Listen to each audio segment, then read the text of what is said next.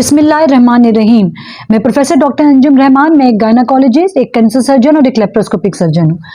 आज मैं आपसे डिस्कस करूँगी कि कैंसर के पेशेंट को जो चांसेस ऑफ रिकरेंस, मतलब कि सबसे पहली बात है कि कैंसर का नाम ही एक बड़ा खौफनाक नाम है, और उसके बाद जो वापस से कैंसर पलटता है उसकी क्या वजूहात होती हैं और उसको हम कैसे कम कर सकते हैं। जैसे कि हमें पता है कि मैलिग्नेंसी या कैंसर एक बड़ा खौफनाक नाम है, एक पूरी फैमिली के लिए ख़तरनाक अलार्मिंग सिचुएशन हो जाती है और एक पूरी फैमिली कोलैप्स हो जाती है। मगर अगर आप टाइमली उस डॉक्टर के पास जाएं, टाइमली उसकी ट्रीटमेंट करवाएं तो इसका इलाज मुमकिन है। इवन स्टेज 4 में भी उसकी ट्रीटमेंट होती है। कैंसर की दो तरह की ट्रीटमेंट होती है, एक थेरेपेटिक यानी कि हम टाइमली पेशेंट मेरे पास आ जाता है, हम उसके ऑपरेशन करेंगे, उसके बाद उसकी जो कोएग्जिस्टेंट ट्रीटमेंट है यानी कि कीमोथेरेपी और रेडियोथेरेपी वॉटेवर वो हम करेंगे। दूसरा पेशेंट वो होता है जो हमारे पास बहुत डिले आता है।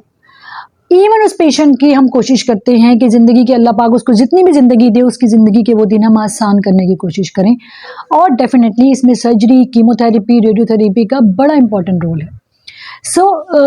रिकरेंस यानी कि पलटना, यस, किसी भी तरह का कैंसर जो है वो वापस से हो सकता है।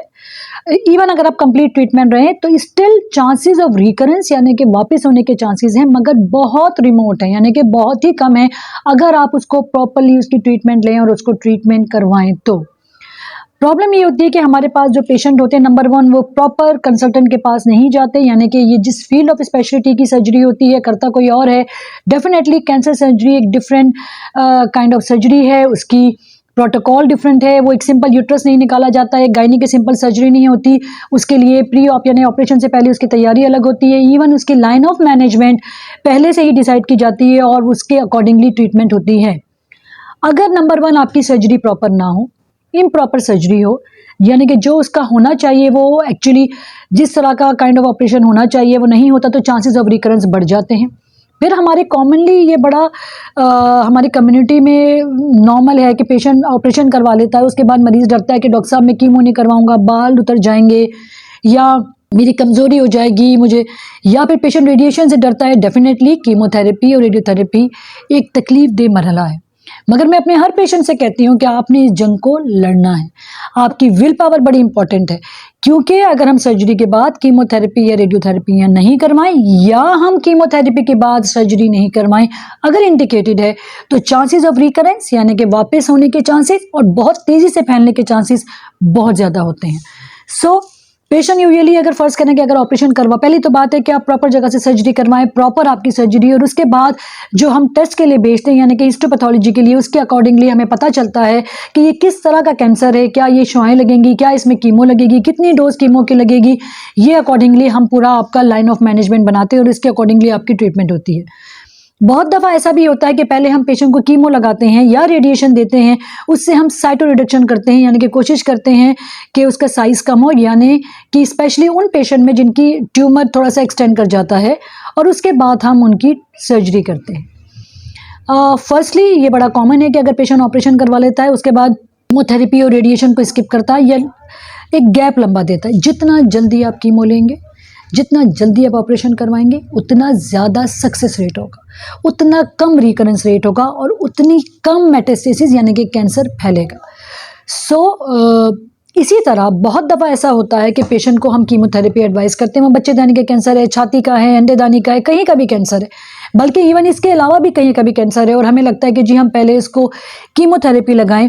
यूजुअली पेशेंट समझते हैं, ये हमारे पास बड़ा कॉमन मिथ है कि डॉक्टर साहब कैंसर का ऑपरेशन करवाने से कैंसर फैल जाता है, कैंसर को टच करने से, कैंसर को छेड़ने से वो फैल जाता है। देखें, जो कैंसर है ये मैलिग्नेंट सेल है, ये बड़ा फास्टली मल्टीप्लाई होते हैं। पेशेंट यूजुअली कैंसर से या उसके इलाज से, जो कैंसर के इलाज से यानी बड़े वो ऑपरेशन हो, कीमो हो, रेडियोथेरेपी, व्हाटएवर जो भी हम करते हैं ट्रीटमेंट, उससे पेशेंट को अगर प्रॉपर जगह हो, प्रॉपर लाइन ऑफ मैनेजमेंट हो, प्रॉपर प्रिकॉशन लिया जाए यानी कि प्रॉपर एहतियाती तदाबीर ली जाए, तो उसमें रिस्क ऑफ कॉम्प्लिकेशन कम होते हैं। एक नाखून भी निकाला जाए तो रिस्क ऑफ कॉम्प्लिकेशन हो सकते हैं, हो सकता है बेहोशी से बाहर ना आए, बहुत सारी चीज़ें एक सिंपल सर्जरी के भी होती है। तो कैंसर सर्जरी तो एक डिफ़िकल्ट, एक पूरी फील्ड है। अगर आप प्रॉपर ट्रीटमेंट नहीं करवाएंगे तो चांसेस ऑफ रिकरेंस बढ़ेगी। हमारे पास लोग इस बात से डरते हैं कि डॉक्टर साहब अगर हमने छेड़ा तो वो बढ़ जाएगा, कैंसर को आपने छोड़ा तो वो बढ़ जाएगा। अगर उसकी ट्रीटमेंट सर्जरी है तो you have to go for it, उसके बाद उसकी ट्रीटमेंट कीमो है तो you have to go for it. बहुत दफ़ा हम सर्जरी कहते हैं या पहले कीमो लगाते हैं फिर सर्जरी करते हैं या रेडिएशन होती है, वॉट एवर जो भी हमने सोचा है कि हमने इसको देनी है, और उसके बाद फिर हम ऑपरेशन पे जाते हैं। डॉक्टर साहब पेशेंट कहते हैं कि डॉक्टर साहब हमने एक दफ़ा कीमो लगाई, फिर आपने ऑपरेशन किया, फिर कीमो लगी। ये डिसीजन होता है कि आप किस स्टेज में आए, कितना जल्दी डॉक्टर के पास आए, आपका काइंड ऑफ अ कैंसर क्या है और आपकी स्टेज क्या है, उस पर डिपेंड करता है। मगर अगर आप जितना जल्दी आएंगे, जितना प्रॉपर, अगर इवन बहुत सारे पेशेंट मेरे पास ऐसे आते हैं जो कहीं ना कहीं से ऑपरेशन करवा के आते हैं। जैसे कल एक मेरे पास पेशेंट आई और बड़ी अर्ली स्टेज में होती है, बट अनलकली वो अपनी ट्रीटमेंट पूरी नहीं करवाती, बड़े बड़े लंबे गैप देते हैं कीमोथेरेपी रेडिएशन में, डेफिनेटली वो वापस होता है। और जब वो सेकंड टाइम वापस होता है तो वो एक खुद नेचुरल, अगर आपने ट्रीटमेंट ली है उसके मुकाबले में जो ये रिकरेंस होता है ये ज़्यादा एक्सटेंसिव होता है, ये ज़्यादा फैला हुआ होता है, इसकी कॉम्प्लिकेशन ज़्यादा होती हैं और ये ज़्यादा जानलेवा होता है। सो ज़रूरी है कि आपने इसको प्रॉपर ट्रीटमेंट करवानी है, सर्जरी है, कीमो है, रेडिएशन है, वॉटेवर, आपने नंबर 1 टाइमली जाना है। थोड़ी सी भी सिम्टम्स होते हैं आपने जाने में, बार बार आप लोगों को रिपीट करती हूँ कि आप अपने डॉक्टर खुद हैं। सो अगर आप टाइमली डायग्नोज करवाएं, आपको लगता है कि जी नॉर्मल आपके साइकिल में या इवन आपकी किसी भी बॉडी की फिजिक में कोई चेंज आ रहा हो, कोई आपकी नेचुरल जो साइकिल है उसमें कोई डिफरेंस आ रहा हो, तो आपने इमीडिएटली डॉक्टर के पास जाना है। स्पेशली वो लोग जिनको फैमिली हिस्ट्री होती है। फैमिली हिस्ट्री ज़रूरी नहीं है कि आपके खुदा न खासे वालिद वालदा या बहन भाइयों को, अगर फर्स्ट डिग्री रिलेटिव है, मामू मामानी, कोई भी फर्स्ट डिग्री जो रिलेटिव है, किसी को भी कैंसर होता है, चाहे वो मेल को चाहे फीमेल को, आपने किसी भी चीज़ को आपकी नॉर्मल फिजियोलॉजी में या आपकी नॉर्मल जो आपकी बॉडी उसमें चेंजेस हो, आपने इमीडिएटली कंप्लीट टेस्ट करवाने हैं। अल्लाह ना करे किसी तरह का कैंसर हो, उसको इमीडिएटली ट्रीट करवाना है और ट्रीटमेंट कंप्लीट लेनी है।